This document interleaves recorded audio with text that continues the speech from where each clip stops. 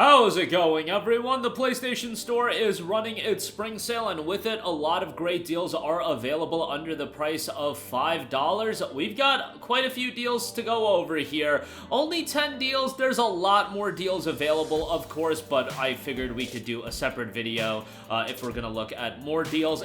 And no deals under the price of $3 in this video. There are so many deals under $3 that's probably going to be a separate video as well. As long as I don't start slacking and I just forget about everything and I forget to cover more of the deals. But nevertheless, let's get right into it, under $5. Now, before we get into this video, I just want to ask you guys, please like this video and do leave a comment with your thoughts. It really does help out the channel a lot, and it is much appreciated.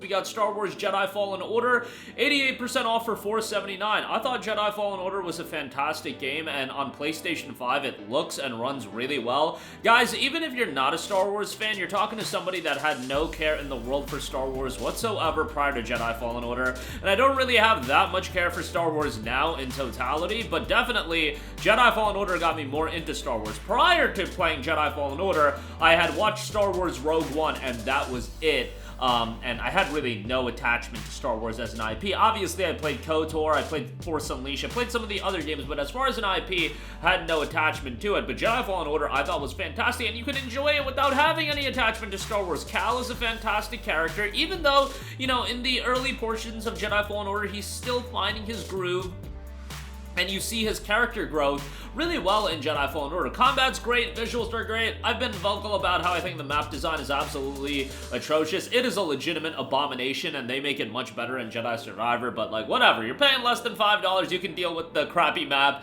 and still have a fantastic game all around for $4.79. Next up, we got SOMA, 85% off for $4.49. Now, I think there's a debate to be had on what Frictional's best game is now. I know a lot of people are going to side with Amnesia the Bunker, and that game is great, but SOMA for me was a fantastic horror game, and you're talking to somebody as well, as far as horror games go, not my genre that I gravitate towards. Sure, I gravitate towards titles like Resident Evil and whatnot, but Resident Evil is more action-y. SOMA really goes for more of a psychological and engrossing atmosphere.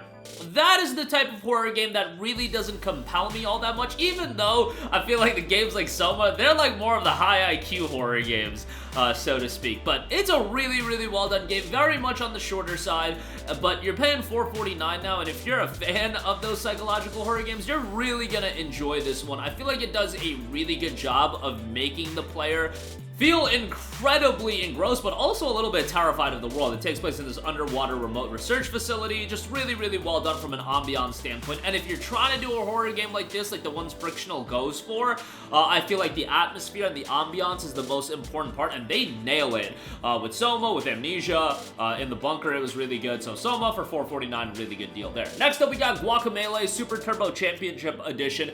Guacamelee has to be one of the more underrated Metroidvania franchise. Metroidvanias have just exploded in terms of there are so many Metroidvanias on the market today. Like, it is ridiculous, and that's almost to the level of it being a little bit comical. Like, I feel like Metroidvanias, people don't really talk about how many of them there are, but even a game like Ender Lilies, for example, that's a really, really well-received one by the people that have played it, but it doesn't get that much buzz. Guacamelee is similar to an even lesser degree in terms of the buzz that Guacamelee gets, because Guacamelee gets no buzz whatsoever, but it's a really well-done game. It's charming, the art style is great, it is just a very, very fun Metroidvania action beat-em-up title, and for $3.74, I think this is a great buy. If you want something you can kind of mentally check out of and just have a pretty good nonsensical time with, $3.74 for Guacamelee, really good deal all around, so definitely would give that a shout. Next up, Cat Quest 2, 70% off for $4.49. Speaking of charming games, Cat Quest 2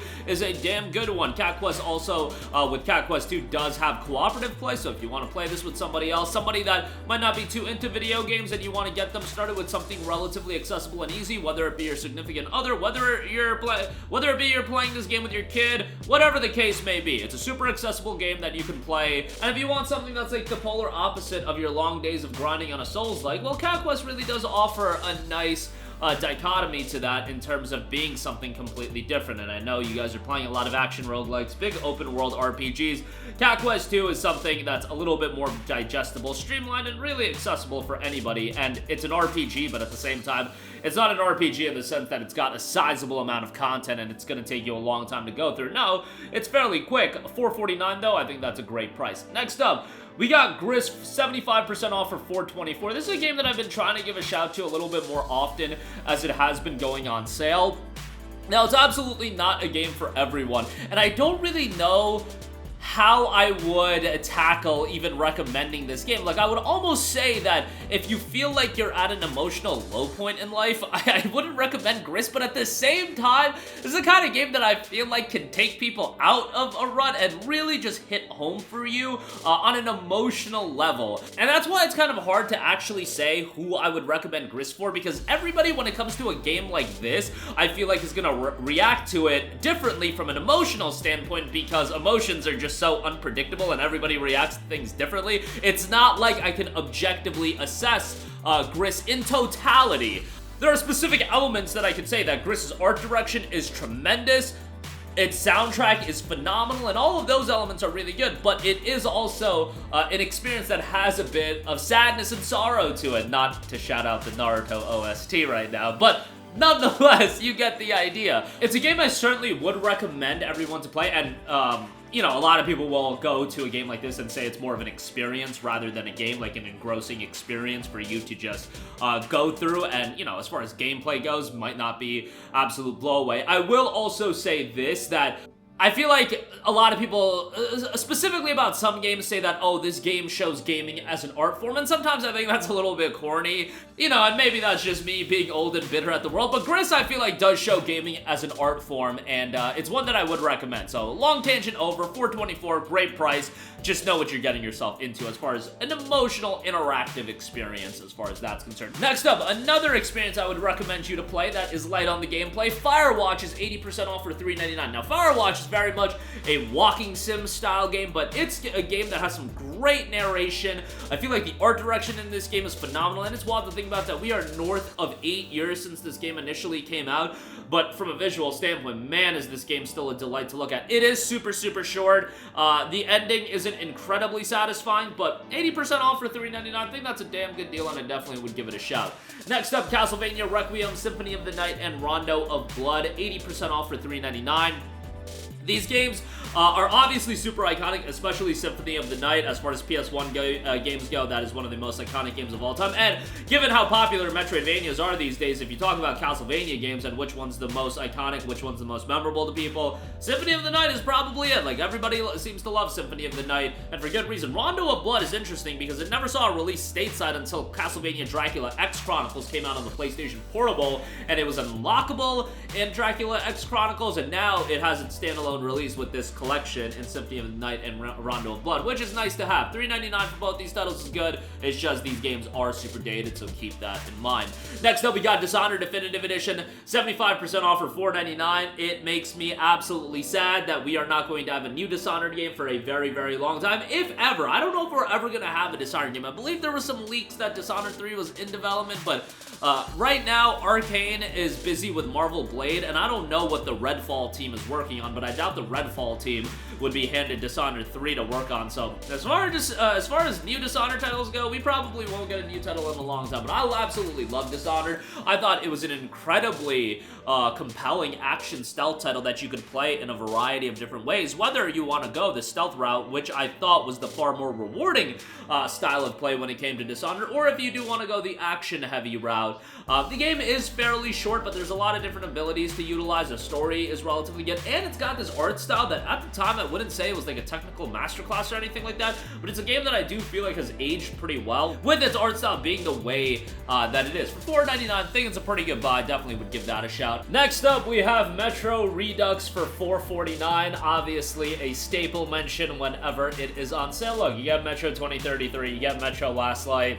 Talked about these games ad nauseum. They are great single-player first-person shooters, incredible atmospheres attached to both of these games, great narratives, Visuals still look very, very good, and given that this Redux collection came out, like, what, back in August of 2014, I want to say? If my memory's that good, that's actually insane, but it was, like, damn near a decade ago, and they still look great. Not as good as Exodus, but still, they look very good, and definitely you want to play the game sequentially, so 2033 Last Light, then Exodus. But yeah, the games are great. Certainly for this price point, it's a no-brainer, so definitely check them out.